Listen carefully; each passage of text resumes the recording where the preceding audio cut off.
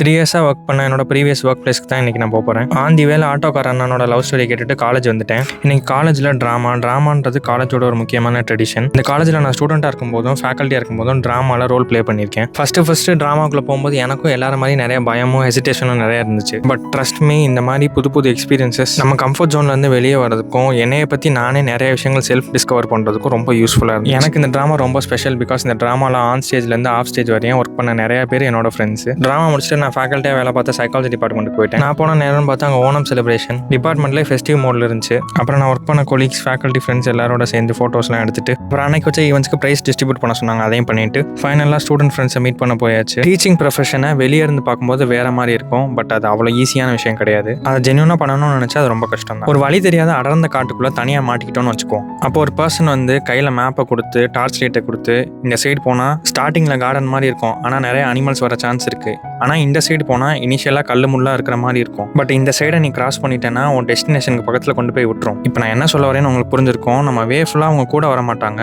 But அவங்க share பண்ணுற wisdom நம்மளை தேவையான அளவு ரெடி பண்ணி விட்டுரும். என் லைஃப்பில் என்னோட ப்ரொஃபசர்ஸ் பெரிய லெவலில் என்னை இம்பாக்ட் பண்ணியிருக்காங்க. என்னால் முடிஞ்ச அளவு நானும் அந்த மாதிரி ஒரு பர்சனாக இருக்க நான் ட்ரை பண்ணேன். ஜென்யூனாக நம்ம ஸ்டூடெண்ட்ஸ்க்குன்னு ஒரு சில விஷயங்கள் செய்கிறப்போ அதுலேருந்து திரும்ப ஒரு ரெஸ்பான்ஸ் இருக்குல்ல, அந்த அன்புக்கு ஈடு இணையே கிடையாது. Huge respect for all teachers. சரி, இன்னைக்கு கருத்து போதும். நானே ஒரு பிகினர். என்னைய பார்த்து ஒரு ஸ்டூடெண்ட் சேலஞ்ச் ஸ்டார்ட் பண்ணியிருக்காரு. அவரோட ஐடி டிஸ்கிரிப்ஷனில் கொடுக்குறேன். நீங்கள் என் ஸ்டூடெண்ட்டாக இருந்து இந்த வீடியோ பார்க்குறீங்கன்னா கமெண்ட்ஸில் ஆட்டு போடுங்க. அதை பார்த்து சந்தோஷப்படுவேன். திடீர்னு என்னோட பழைய நண்பர்கள் வந்தாங்க. அவங்களையும் பார்த்து பேசிட்டு அப்படியே வீட்டுக்கு கிளம்பியாச்சு. இன்னைக்கு அவ்வளோதான் guys. Catch you guys the next one.